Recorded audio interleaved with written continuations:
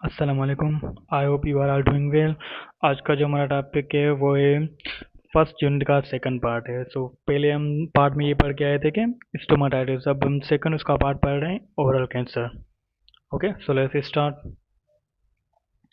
So these are our objective. वही हमारे objective में जो हम डिस्कस करेंगे ओरल कैंसर को, ओरल कैंसर के काजेज को, उसकी पैथोलॉजी को समझेंगे, साइन एंड सिम्टम्स, उसके डिफरेंस पढ़ेंगे, टाइप्स पढ़ेंगे और एक्सप्लेन करेंगे मेडिकल एंड नर्सिंग मैनेजमेंट। तो सबसे पहले डेफिनेशन आती है ओरल कैंसर। ओरल कैंसर क्या होती है? एक माउथ कैंसर होती है जिसको हम माउथ कैंसर भी बोलते हैं, ठीक है। लाइनिंग ऑफ लिप्स में होती है, माउथ में होती है, या अपर थ्रोट या माउथ होती है, हो जाती है, ठीक है। जिसमें मोस्टली जो कॉमन जो होती है पेनलेस वाइट पैचेस स्टार्ट होते हैं, ठीक है। सबसे पहले जो होता है ना, स्टार्टिंग जहाँ से होती है वो वाइट पैचेस नज़र आते हैं हमें टंग की साइड पे, अपर साइड ऑफ माउथ की साइड पे, लिप्स पे और माउथ।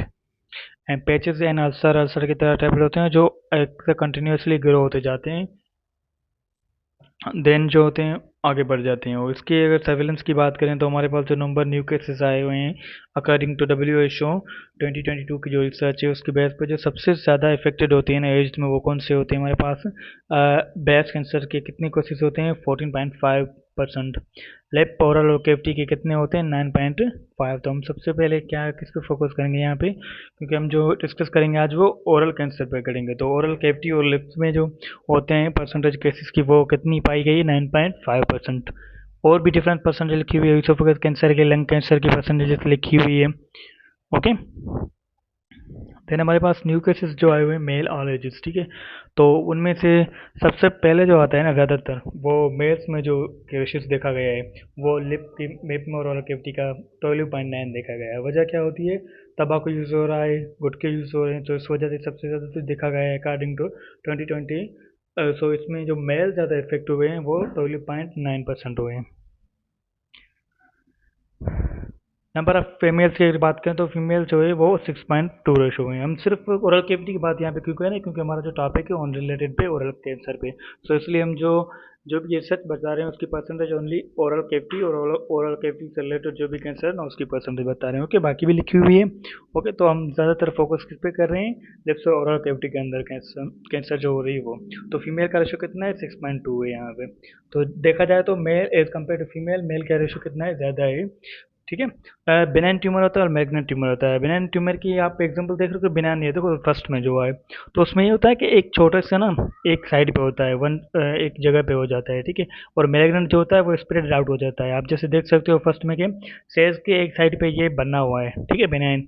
तो मैग्नेट क्या है? स्प्रेड आउट हो रहा है, मुख्तलिफ जो सेल्स हैं वो स्प्रेड आउट हो रहे हैं।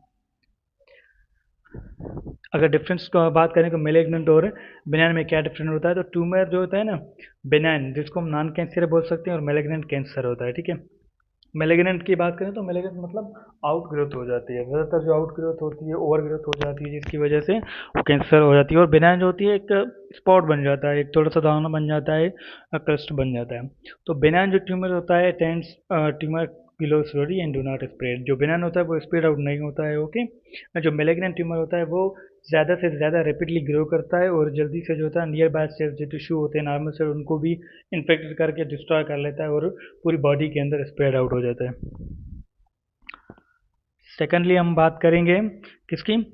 डेफिनेशन वही आ गई इसकी, तो ये डेफिनेशन वही सेम आ रही है कि uncontrollable growth of cells invade in cause damage surrounding. Cancer एक क्या क्या चीज़ क्या होती है? कैंसर एक ओवर ग्रोथ होती है किसकी? एबनॉर्मल सेल्स की, जिसकी वजह से क्या होता है हमारी बॉडी के अंदर जो सेल्स होते हैं अनकंट्रोलेबल ग्रोथ हो जाती है एबनॉर्मल सेल की, जिसके नतीजे में हमारे सराउंडिंग जो टिश्यूज होते हैं वो डैमेज होना स्टार्ट हो जाते हैं, ठीक है। एग्जैक्टली सेम जो ओरल कैंसर में होता है, तो वहाँ पे हमें कहाँ देखने पड़ता है? ये माउथ के अंदर, ओरल कैविटी के अंदर कंप्लीटली हमें चिकन देखनी पड़ती है, जैसे लंग्स, चिक्स हो गई, टंग हो गई, लिप्स हो गई, ठीक है। और फ्लोर ऑफ माउथ होगा, तो यहाँ पे हमें पैचेस नजर आना शुरू हो जाएंगे, यहाँ पे हमें दांत निकलना शुरू हो जाएंगे ऐसा फॉर्म में। तो हम यहाँ पे एज अ जो ओरल कैंसर आइडेंटिफाई कर सकते हैं तो इन एरिया में कर सकते हैं। माउथ कैंसर के सिम्टम्स क्या होते हैं?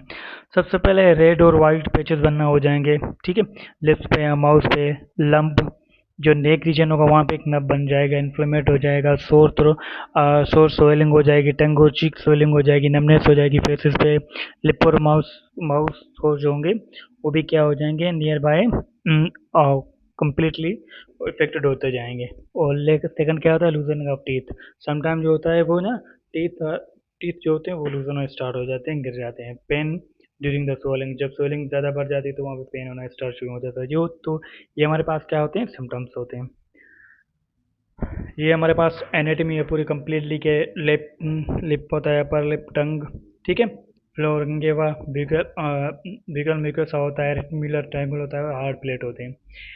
और टाइप्स ऑफ कैंसर होते हैं, ठीक है। टाइप ऑफ ओरल कैंसर कितने टाइप होते हैं, 3 होते हैं। फ्लोर ऑफ माउथ होती है, ठीक है, जैसे आप देखते हैं फर्स्ट पिक्चर में जो फ्लोर होती है ना माउथ की, तो उस जगह पे कैंसर बन जाता है। दूसरा होता है गम कैंसर होती है, जो अपर साइड ऑफ टीथ बन जाते हैं। और थर्ड होता है हार्ड प्लेट कैंसर, जो roof of the oral cavity के ऊपर बन जाती है। और तीसरी एक और होती है इनर चीक कैंसर होती है, लिप कैंसर होती है, टंग कैंसर होती है। ओके, तो रिस्क फैक्टर पे कौन आते हैं, जो सबसे ज़्यादा रिस्क फैक्टर पे वो आते हैं जो तंबाकू यूज़ करते हैं। 90% जो पीपल होते हैं ना ओरल कैविटी में जो यूज़ हो जाते हैं, जिसमें काजेज होती है कैंसर, तो उसमें सबसे ज़्यादा जो इफेक्टेड पर्सन होते हैं वो कौन से होते हैं, जो तंबाकू यूज़र्स होते हैं। सेकंड टाइम पे अल्कोहल वाले होते हैं। थर्ड टाइम पे जो होता है 30% ऑफ पेशेंट कैंसर जो लिप पे आते हैं वो आउट लाइट की वजह से इफेक्टेड हो जाते हैं। एक्सपायर ऑफ सनलाइट जिनका ज़्यादा रहना होता है, ज़्यादातर जो लेबर होता है क्योंकि उनका एक्सपायर ज़्यादा होता है उनसे सनलाइट से। तो ऐसे सिचुएशन जहाँ पे अल्ट्रावायलेट लाइट यहाँ ज़्यादा आ जाती है, ठीक है, जिनको ज़्यादा इफेक्टेड करती है, तो वो ज़्यादा इफेक्टेड होते हैं। लेकिन मेनली जो होता है वो 90% जो देखा गया है वो तंबाकू की वजह से होता है, ठीक है। ओरल कैविटी, ओ सॉरी, ओरल कैविटी के अंदर जो कैंसर होता है। Okay, irritation, long term irritation हो जाती है माउथ के अंदर का जो है पुअर फिटिंग डेंचर, जैसे ब्रेसेस यूज हो गए हैं, ठीक है, ब्रेसेस डेंचर बात है कि उनको यूज़ करने से भी लॉन्ग टर्म के लिए एक इरिटेट बन जाती है, तो जिसकी वजह से क्या होता है हमारे सेल्स जो होते हैं वो अपना बनना शुरू हो जाते हैं, जिसके नतीजे में ओरल कैंसर काज कर सकते हैं। तो ये हमारे पास कहते हैं रिस्पेक्टर। रिस्पेक्टर उनको बोलते हैं कि कौन कौन से फैक्टर होते हैं जो चांसेस बढ़ाते हैं इन चीज़ को, कैंसर को स्प्रेड आउट करने में। ओके, पुअर न्यूट्रिशन की वजह से माउथ वॉश अगर नहीं होगा उस वजह से आयरन अल्कोहल कंटेन होगा। और समटाइम एचपीवी इन्फेक्शन की वजह से होता है, ठीक है, जो इन्वॉल्व होता है, सर्वाइकल कैंसर हो जाती है, जेनिटल इन्फेक्शन हो जाते हैं, ठीक है। इम्यूनो सप्रेशन सिस्टम होता है जिसमें एज फैक्टर सबसे ज़्यादा इफेक्टेड होता है, ज़्यादातर एज पर्सन होते हैं उसमें। जेंडर हो गया, ठीक है, oral and oropharyngeal cancer is twice in men as women. Okay, ये जो हमने पहले पढ़ लिया कि मेन में ज़्यादा क्यों होते हैं, ठीक है, उनका ज़्यादातर मेन जो होते हैं वो तंबाकू यूज़ करते हैं, सेडेक्टिव चीज़ें यूज़ करते हैं, जिसकी वजह से होता है। और मर्जूना जो होती है मेन इफेक्टेड होती है, ठीक है, जिसकी वजह से ज़्यादातर देखा गया है कि ओरल कैंसर काजेज हो सकते हैं। सिम्टम की अगर बात करें तो एक्सेसिव हो गया, ठीक है, हाई सब्सटेंस अब्यूज, ये यहाँ पे सिम्टम गलत लिखे हुए हैं, ये एक्चुअल में जो है ना काजेज है। तो स्मोक होगा, स्मोकलेस तंबाकू, ठीक है, समटाइम इंजाइजेशन और ट्रम्प्स वाले म्यूकेटाइटिस यूज एज सैनमोनली। और यही स्टोमाटाइटिस अगर ज़्यादा से ज़्यादा रिवर्स कंडीशन में बढ़ जाता है या सीवियर कंडीशन में हो जाता है तो ये भी काज करता है, ठीक है। एलर्जिक रिएक्शन, तो ये भी क्या होते हैं, काजेज होते हैं। और पैथोफिजियोलॉजी की बात करें कि नॉर्मल लाइनिंग म्यूकस कैविटी के अंदर क्या हो जाता है, कोई कॉजेटिव एजेंट आ जाता है, कोई एज कॉज हो सकता है, तो वो क्या आता है, कॉन्टेक्ट होता है, जिसकी वजह से क्या होता है कि डिस्प्लेजिया, एबनॉर्मल ग्रोथ हो जाती है किसी की सेल्स की या टिश्यूज की। देन वो क्या होता है, high grade of dysplasia. Dysplasia type of the malignant होता है, जिसमें क्या होता है कि एबनॉर्मल जो ग्रोथ होती है ना उसकी सेल्स की, वो बढ़ते जाते हैं एकदम से, ठीक है। तो उनका बढ़ जाना किसी एक नॉर्मल कंडीशन से एबनॉर्मल कंडीशन में और किसी नॉर्मल सेल्स के अंदर या टिश्यू के अंदर या ऑर्गन के अंदर, तो वो ज़्यादातर फैलते जाते हैं, तो वो काज कर सकते हैं आगे जाके कैंसर में, ठीक है। डिस्प्लेसिया मीन्स आउटर ग्रोथ बढ़ जाती है, ठीक है, एबनॉर्मल ग्रोथ बढ़ जाती है।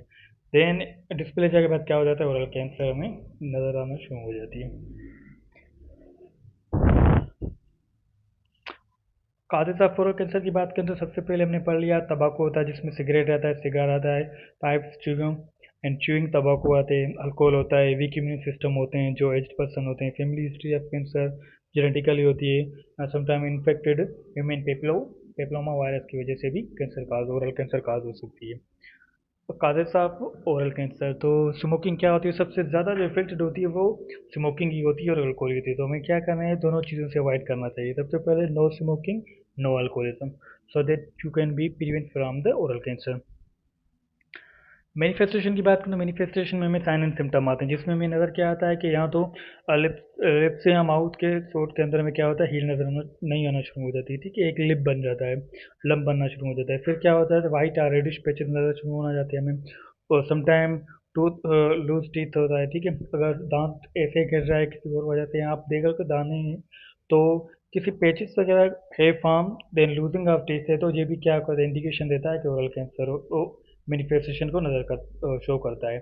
एक्स्ट्रा ग्रोथ हो जाती है माउथ के अंदर, ठीक है, समटाइम आप देखते हो कि आउट ऑफ ग्रोथ हो गई है माउथ के अंदर without any causing, without any difficulty, okay. So ये हो जाती है डिफिकल्टी एंड पेनफुल स्वेलिंग हो जाती है, डिस्फेक्जिया हो जाता है, माउथ पेन होती है और ईयर पेन होता है।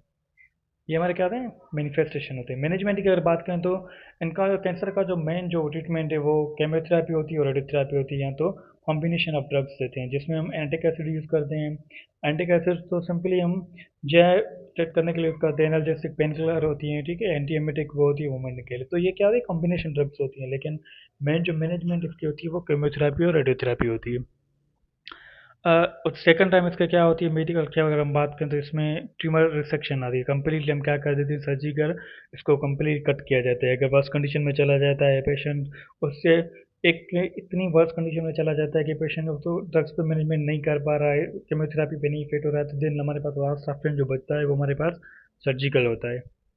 उसमें कंप्लीट हम क्या करते हैं, कट कर देते हैं उस एरिया को जो इफेक्टेड होती है। नर्सिंग इंटरवेंशन की बात करें तो वाइटल साइन चेक करेंगे, ओके, एडमिनिस्ट्रेट करेंगे, ड्रग ऑर्डर जैसे मिलते हैं डॉक्टर के उनको एडमिनिस्ट्रेट करते रहेंगे, मॉनिटरेट करेंगे फ्लूइड को, सवारिंग फ्रॉम द माउथ, और उसकी सिम्टम्स को मिनिमाइज करने की कोशिश करेंगे और उनको मॉनिटर करने की कोशिश करेंगे। मेंटेन एयरवे, एयरबोर्न आइसोलेशन को मेंटेन करेंगे, इमोशनल सपोर्ट प्रोवाइड करेंगे, पेशेंट को क्लियर एयरवे देंगे, provide soft liquid drink to patient, क्योंकि हम सॉफ्ट और लिक्विड डाइट इसलिए दे रहे हैं पेशेंट को क्योंकि उसको डिफिकल्टी हो रही है swallowing होने में।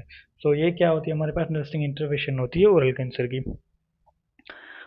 और नर्सिंग डायग्नोसिस ये होता है कि infective airway clearance related to the increase the tracheal bronchi secretion presence of tumour manifestation coughing and dyspnoea. जाहिर सी बात है, एक माउथ के अंदर मैनिफेस्टेशन ट्यूमर बन जाता है, जिसके नतीजे में जो पर्सिस्टेंट कफ होता है उसका निकालना नहीं होता है बाहर, तो सिक्रेशन एक जगह पे रुक जाती है, तो वहाँ पे क्या हो जाती है, आपकी जो एयरवे होती है वो सही से बाहर नहीं निकल पाती है, तो ये क्या होगा, इनफेक्ट हो जाएगी। यहाँ पेन जो रिलेटेड होता है वो किस वजह से होता है, ट्यूमर। और मेडिकल सर्जरी की बात करें तो नर्स डायग्नोसिस की बात है, नर्सिंग डायग्नोसिस वो चीज़ होती है जो आप सिम्टमेटिकली देख रहे होते हो कि ये जो पेन है वो किससे रिलेटेड है, भाई एक ट्यूमर है तो उसकी वजह से पेन हो रहा है, यहाँ इसे एक्टिविटी इंटॉलरेंस हो रही है, क्यों, क्योंकि ऑक्सीजन ड्रॉप हो रही है और पेशेंट डिस्पेरिया और फेटेज में चला जाता है। सेम एग्जैक्टली एम्बेलेंस न्यूट्रिशन हो रही है, किस वजह से, क्योंकि उसमें माउथ अल्सर है।